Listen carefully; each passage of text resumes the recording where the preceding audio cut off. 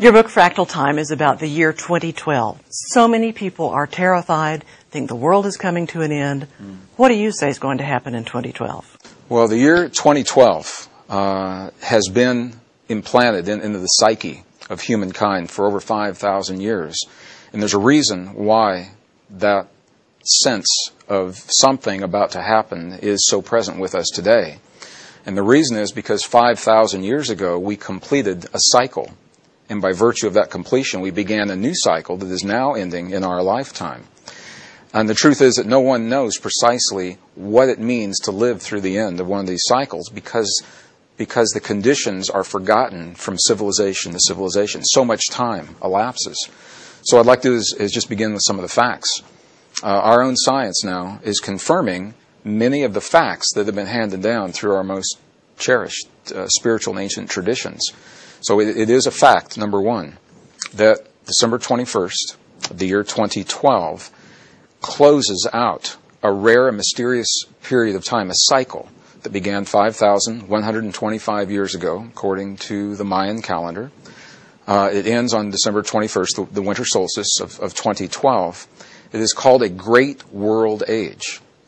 It is a fact that when we look into the history of our civilizations and into the history of our planet, we can go back and see what happened when these cycles completed in the past. And they are generally accompanied by periods of catastrophic shifts, catastrophic change on the planet Earth. Physical changes in terms of the planet itself. And what is so interesting to me, changes within the people who are experiencing those physical changes. And that's going to be a crux of what we talk about here today. How do we respond to the challenges of a changing world? Do we do so by cooperating or by fighting one another? And that's going to be key. But it is a fact that these cycles have happened in the past.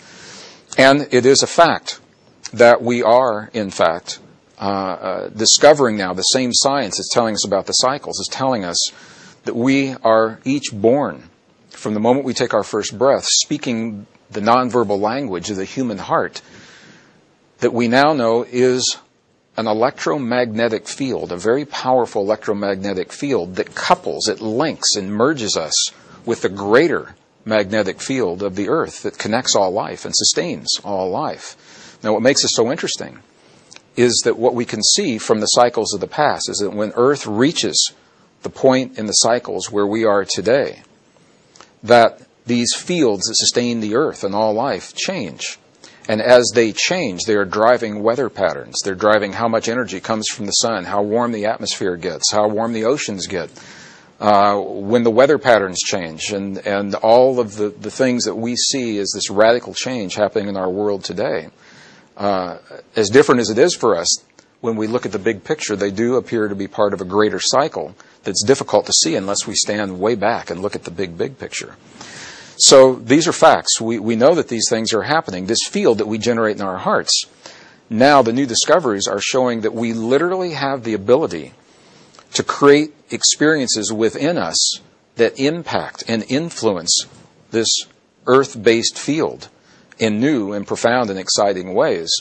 So as 6.2 plus billion people of the earth witness unprecedented changes in their world, and there is tension and stress they create that literally is a stress wave in the magnetic fields of the earth, we can learn and work together to create different kinds of feelings in our hearts. Feelings of peace and cooperation, gratitude, appreciation, forgiveness.